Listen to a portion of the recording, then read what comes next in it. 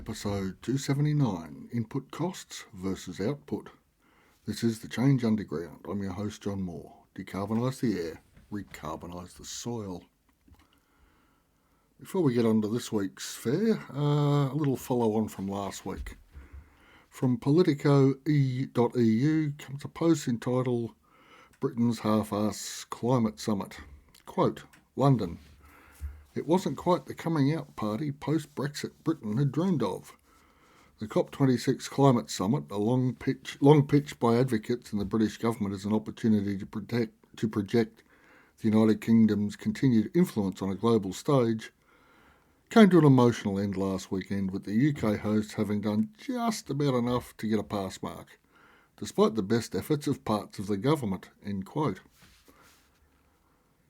I was struggling last week to try and sum up how I felt about COP26, but the headline from this one pretty much sums it up for me, really. Britain's Half-arsed Climate Summit. Anyway, and this actually sums up the problem with all these global events.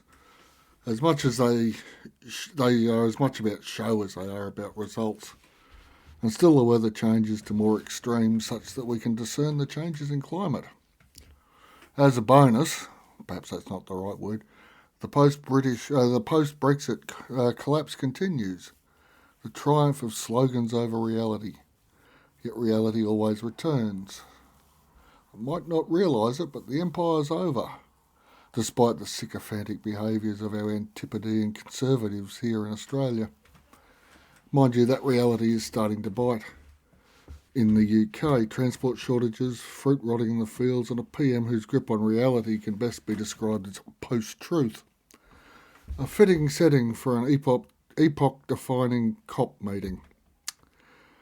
This is a time for individual action, for growing our own, not for setting up gallows outside state parliaments, not for demanding a reaffirmation of me and my rights, but a time for genuine food production and distribution revolution. As I say, start by growing your own food. Having now vented my spleen, let's move on to this week's fare. I stumbled upon a Korean system that utilises ultra-low-cost inputs, and this got me to thinking about chemical farming input costs. I've mentioned before that I heard in a podcast that many US corn farmers are in effect planting $800,000 in the hope of getting $850,000 back at harvest. Then back in October, I heard Marshall Roberts on the Tasmanian Country Hour, a radio show here that I listen to on podcast. This particular segment story was entitled, No Fertiliser and No Haymaking, but Still Plenty of Grass for the Cattle. As seems the way with these things, a crisis triggered a change for Marshall. The story was about, this particular story though was about the open day that he'd run on his farm. The upshot was his peers liked what they saw, but a few had trouble believing he had so much feed without spreading fertiliser of a chemical nature. The jump was just too much to comprehend. The inertia of ideas believed to be true can be very powerful, even when confronted with evidence to the contrary.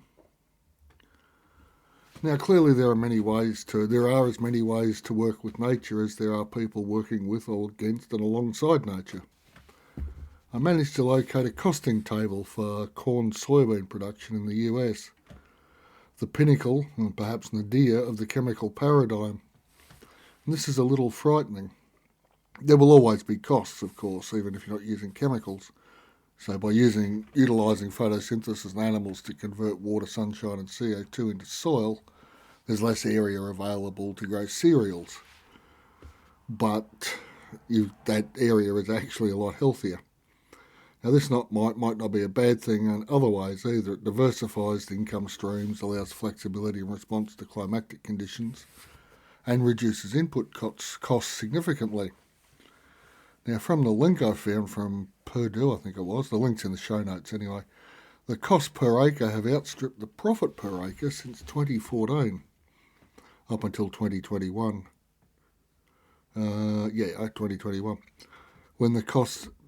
Since 2014, when the costs equalled the profits. So even if the return was halved by not using the chemical inputs, farmers would have been more profitable. Again, the inertia in ag systems is a formidable thing.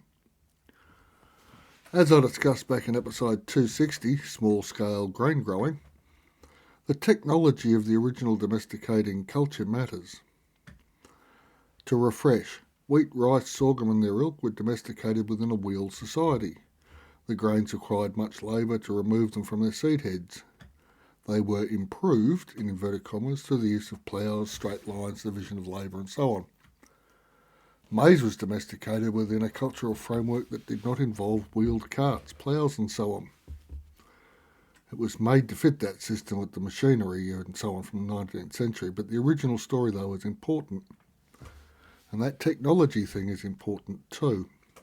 And we'll get back to JADAM, the South Korean system I discovered this week from their piece entitled JADAM as a Group of Organic Farmers.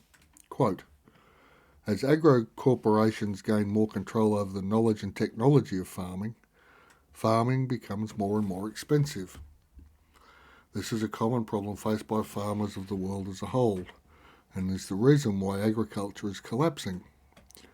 JADAM's ultra-low-cost farming method will liberate agriculture from the corporations and bring hope to the farmers. So let's end quote. Let's unpack this. Can you think of a time since World War II when tractors have become smaller, not larger? Can you think of a time when the push from governments was for smaller area farming? I'm discounting the land distribution movements, which can best be viewed as blips on the continuum towards big. Righteous as most of these are, they tend to end in the leader's death, usually at the hand of large landowners. Some political smoke and mirror work and a return to the growing agglomerations of properties. And now, to be fair to JADAM, a large number of South Korean farms are smallish, not dislike their Japanese neighbours. And I'm in favour of this scale as a rule. I've included a link that I've shared before to Journey to Forever, small farms, with the many benefits of this farming size are discussed, both biologically and culturally. So more trees, greater biodiversity, animal integrations and the other good things I've been advocating since this pod began. The developments of the JADAM system also point out its applicability to larger farms too, so it's not like it's just for small areas. The great benefit, as I said, is the massive reduction in input costs and increased return as the system passes muster under organic certification. And the organic premium is a bonus. All amendments, sprays and fertilisers are produced on farm at a fraction of the cost of purchased items. Hand in hand with the drive towards appropriate technology, an emphasis on no-dig gardens and a minimum of tractor-based machinery, this system does hold promise, and I'll dig further into it over the next couple of weeks. As the ABC story earlier and the JADAM system show clearly, low input farming is surprisingly easy. The biggest change needs to be in our mindset. By example, let's change people's mindsets by growing as much of our own food as possible. Let's show them what can be done. We only need to convince 1 in 10 to move from consumption to production to hit the Bill Mollison tipping point. And if you're ready to do that, I've got a link over on the website for a free ebook, or you can go straight into the course over there. Thank you all for listening, and I'll be back next week.